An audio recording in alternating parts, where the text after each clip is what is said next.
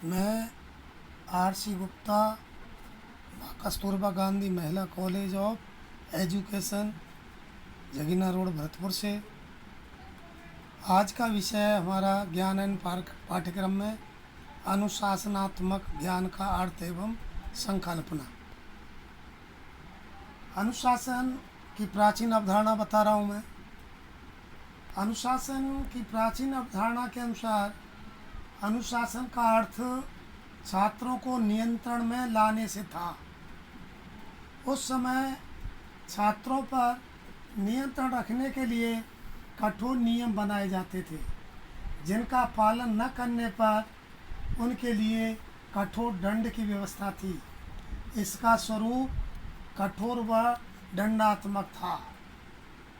वैत का प्रयोग न होने से बालक बिगड़ता है, यह उस समय का मूल मंत्र था और इसका आधार छात्रों में भय और आतंक पैदा करना था। पाश्चात्य देशों में भी उस समय अनुशासन की यही प्रथा प्रचलित थी।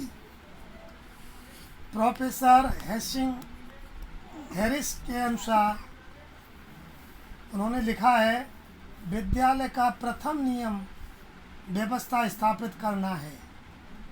शिक्षक का प्रथम कार्य नियम का पालन करना तथा छात्रों का प्रथम कर्तव्य आज्ञा का पालन करना एवं उनके अनुरूप व्यवहार करना था। इस प्रकार उस समय में बाह्य अनुशासन का अधिक महत्व था। आधुनिक विचारधारा को बता रहा हूँ मैं।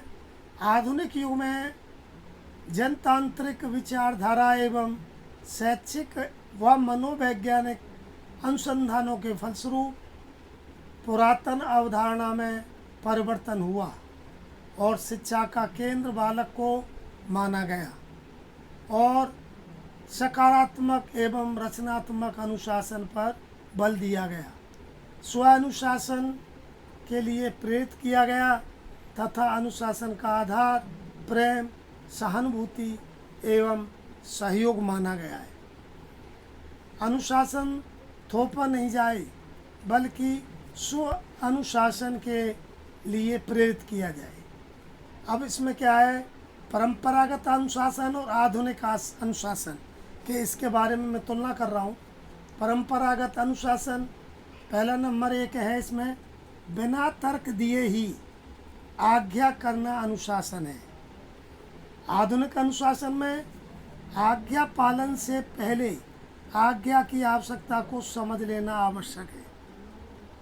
नंबर दो, परंपरागत अनुशासन लादा गया निरकुंशात्मक है।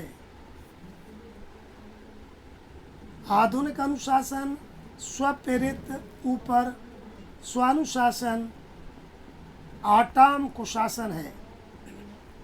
तीसरा पॉइंट है इसका, अनुशासन अधिकारी द्वारा स्थापित किया जाता था और आधुनिक अनुशासन में अनुशासन का विकास व्यक्ति स्वयं करता है। चौथा पॉइंट है इसका, अनुशासन कक्षा कक्ष तक ही सीमित था। आधुनिक अनुशासन में अनुशासन जीवन का एक आवश्यक अंग है, अतः क्षेत्र व्यापक होता है। पांचवा पॉइंट इसका, गमनात्मक अनुशासन और वह सृजनात्मक अनुशासन है। अनुशासन एवं प्रकृति। आधुनिक युग में ज्ञान का उद्देश्य बालक का सर्वांगीण विकास करना है। बालक विद्यालय में ज्ञान ग्रहण करता है, अतः बालक का सर्वांगीण विकास करना विद्यालय का दायित्व है और विद्यालय इसके लिए विशेष वातावरण का निर्माण करता है।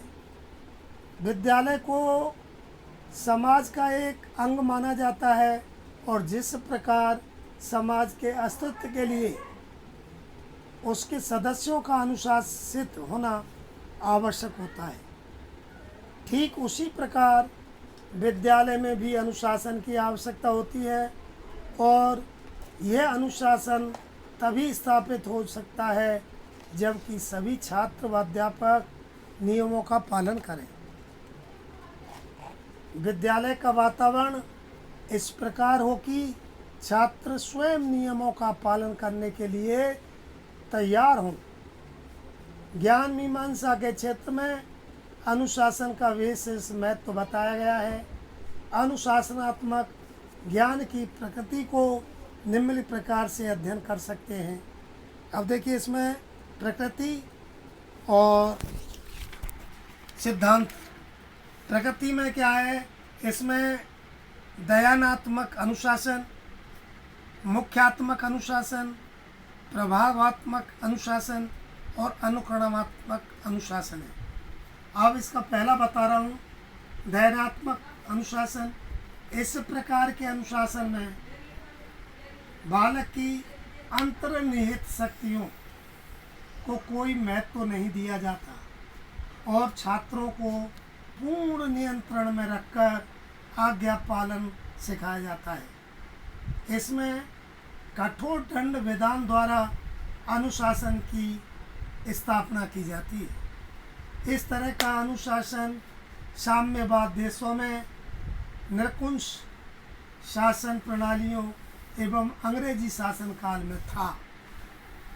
अब आता है इसका दूसरा पॉइंट है मुख्यात्मक अनुशासन। इस प्रकार के अनुशासन के प्रवर्तक प्रकृतिवादी थे। उनका मत था कि बालक स्वतंत्र उत्पन्न हुआ है, उसे स्वतंत्र रहने दो और खुला छोड़ दो। यह अनुभव व अभ्यास के द्वारा स्वयं सीख लेगा तथा अनुभव के द्वारा स्वयं अनुशासित रहना सीख लेगा। अब इसका तीसरा पॉइंट है प्रभावात्मक अनुशासन।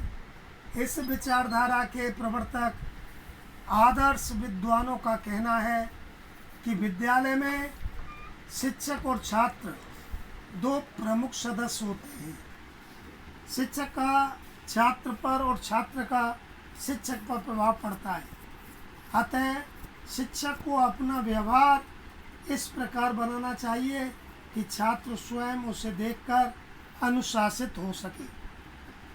प्रभावात्मक अनुशासन वांछित उद्देश्यों की पूर्ति का एकमात्र साधन माना जाता है।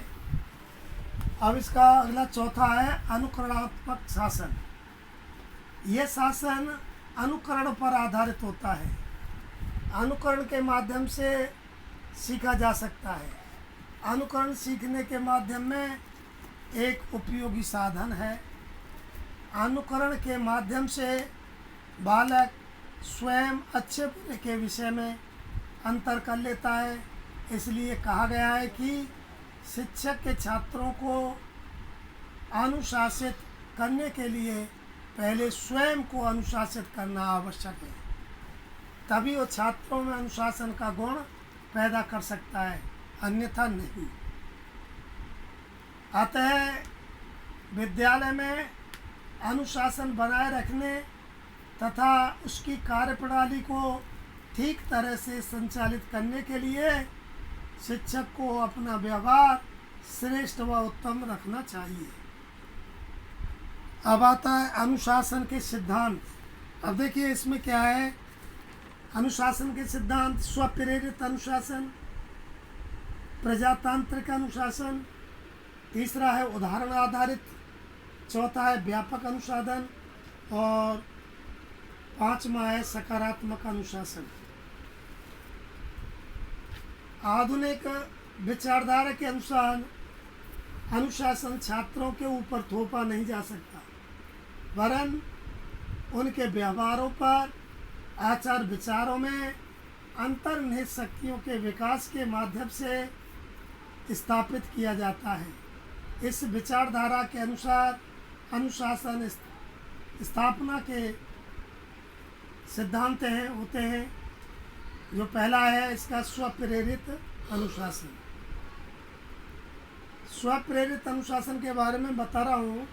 अनुशासन छात्रों के ऊपर अधिकारियों तथा शिक्षकों द्वारा थोपा न जाए, वरन छात्रों को स्वयं ही अनुशासित जीवन व्यतीत करने की प्रेरणा दी जाए, जिससे वे अनुशासन स्थापना में बाधक बनने के स्थान पर सहायक बन सके।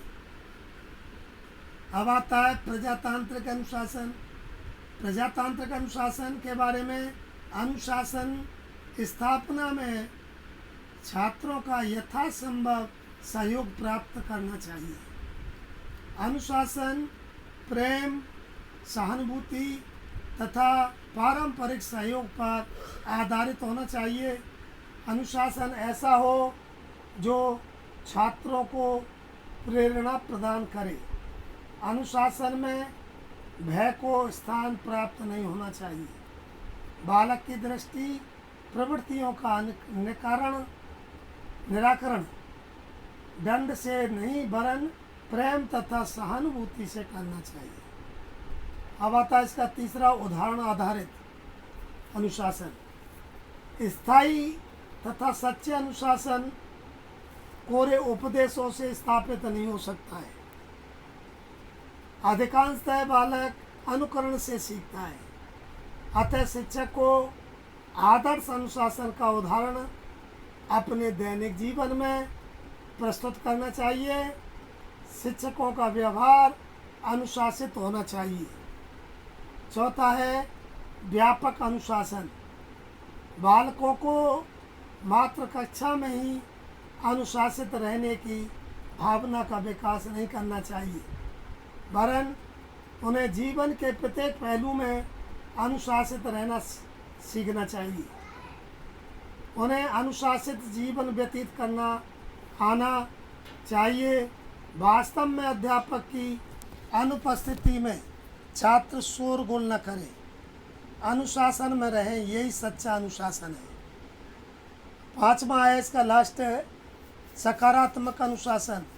अनुशासन सकारात्मक होना चाहिए। अनुशासन तभी स्थायी तथा प्रभावोत्पादक रह सकता है जब आत्मानुशासन का विकास करें। अनुशासन के द्वारा बालक की सृजनात्मक शक्तियों का विकास होना आवश्यक है। 150